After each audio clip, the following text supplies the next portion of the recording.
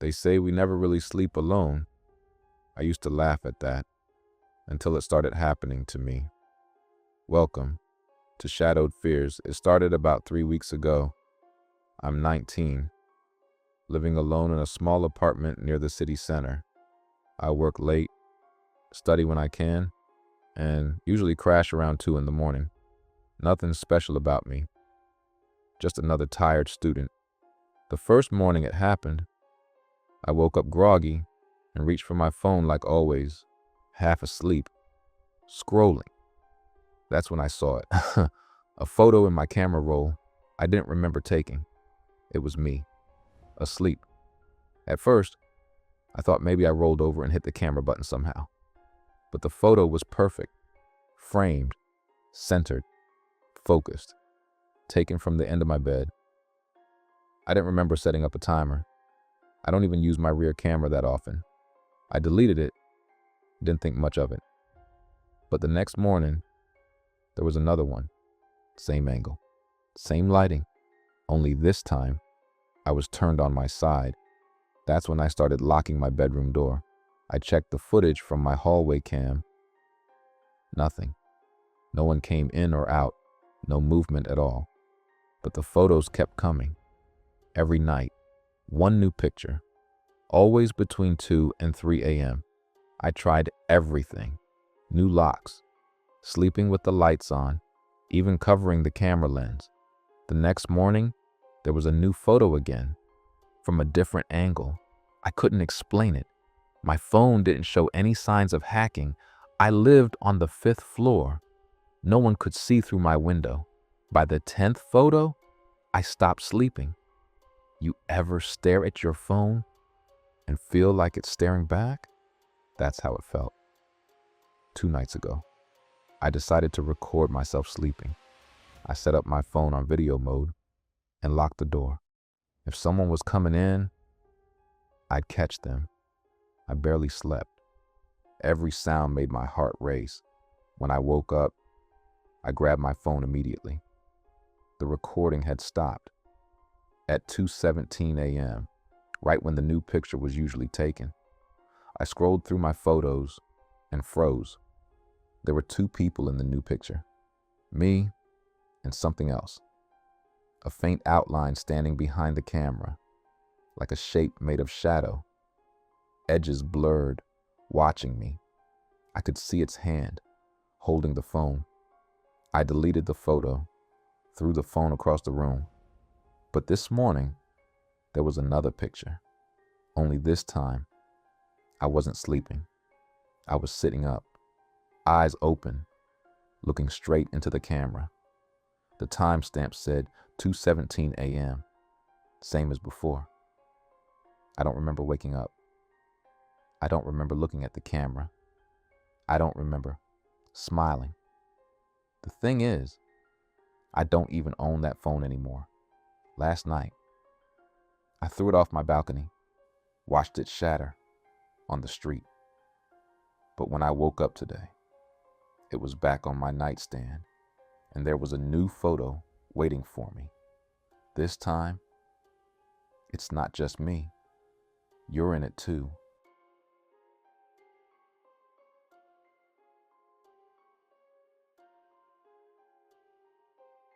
It was the 3rd Saturday of April. Every month on the 3rd Saturday, I visit my grandmother. She lives 4 hours away, and I always stay the night. But this day, I'll never forget for the rest of my life. I woke up around 8 in the morning. My day started like any other. Breakfast, cornflakes with yogurt, a quick shower, my favorite music playing in the background. Everything felt normal. When I finished packing for the weekend, I walked to my car. It was parked 2 streets away. But when I got there, I froze. My white Chevrolet was filthy, not dusty, filthy. It looked smeared with something dark and greasy, almost like muddy fingerprints.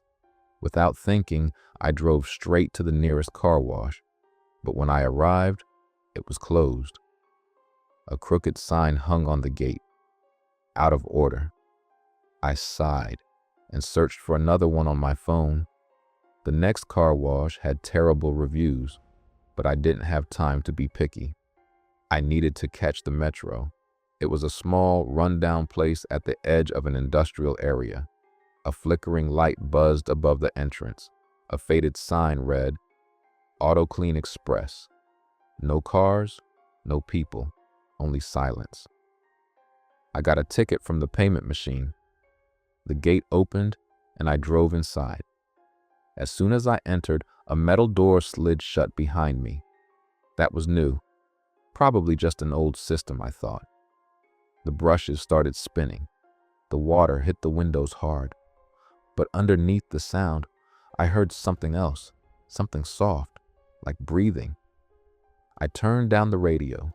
The sound didn't stop. It came from behind my seat. Slowly, I turned around. Nothing. Just the fogged up rear window, dripping with water. Then I heard it again, closer this time. A slow, heavy breath. My heart started racing.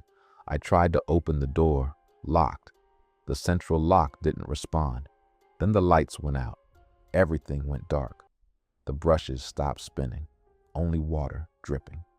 Drip, drip, drip. I grabbed my phone to turn on the flashlight, but the screen stayed black. No power, no signal. And then, in the rearview mirror, I saw something move. A shape, tall, thin, standing behind my car. I froze. It didn't move. It just watched me. The light outside flickered, and with every flash, the figure was closer. 3 flashes later, it was right beside my window. I screamed, tried to start the engine. Nothing. Then, bang! Something hit the hood. The figure leaned forward. Through the wet glass, I saw its face, pale, dripping. The water running down its skin looked like it was melting away. And then, a voice came through my car speakers, low, distorted. Your car is clean. You're not. Then everything shut off. Lights, engine, sound. When I opened my eyes again, it was morning. The sun was shining. Birds were chirping. I was parked in front of my house. My clothes were soaked. My hands were trembling. I looked in the mirror. Mud was smeared across my face. And on the windshield, written with a finger, were the words, "See you next month." I grabbed my phone. The date read, the 3rd Saturday of May. I had no memory of driving home, no memory of that night, only that face, that water, and that voice. When I stepped out of the car, I saw it. The Chevrolet was spotless, gleaming, but on the hood there was a handprint, long, thin, pressed from the inside.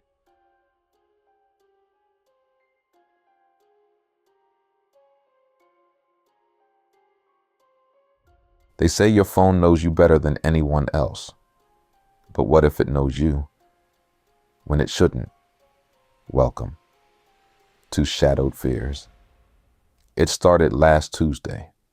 I had just come home from work, exhausted, and all I wanted was to turn my brain off for the night. So I tossed my phone on the bed and hit the power button. The screen went black. I remember that clearly, because it was the first time in weeks I'd turned it off completely. No notifications, no buzzing, just silence, or at least that's what I thought. Around midnight, I heard the faint buzz of a message. At first, I ignored it, then again and again. I turned on the light and looked at my phone. It was still off, completely. I picked it up anyway, and the screen suddenly lit up. No startup animation, no logo, just the home screen, already unlocked. A new message blinked at the top. No number, no contact name, just, "Are you awake?" I frowned, typed back, "Who is this?" 3 dots appeared. Then another message. "You shouldn't ignore me." My stomach dropped. I powered the phone off again, for real this time, and left it on the dresser. 5 minutes later, it buzzed again. That was impossible.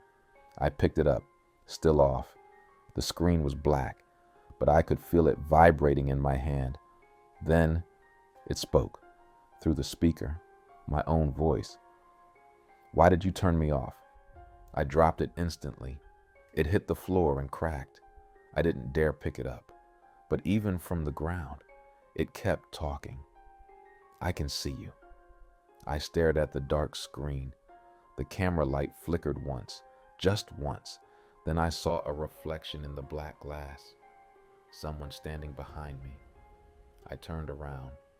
Nothing. Empty room. The phone fell silent. I slept maybe an hour that night, if you can call it sleep. Thank you for listening to Shadowed Fears. If you enjoy these stories, make sure to like this video, subscribe, and turn on the notification bell so you never miss a new nightmare. We'll be uploading multiple times every week, bringing you more chilling tales that keep you up at night. Tell us in the comments what kind of horror stories you want to hear next. Your idea might become our next episode. Until then, sleep tight if you can.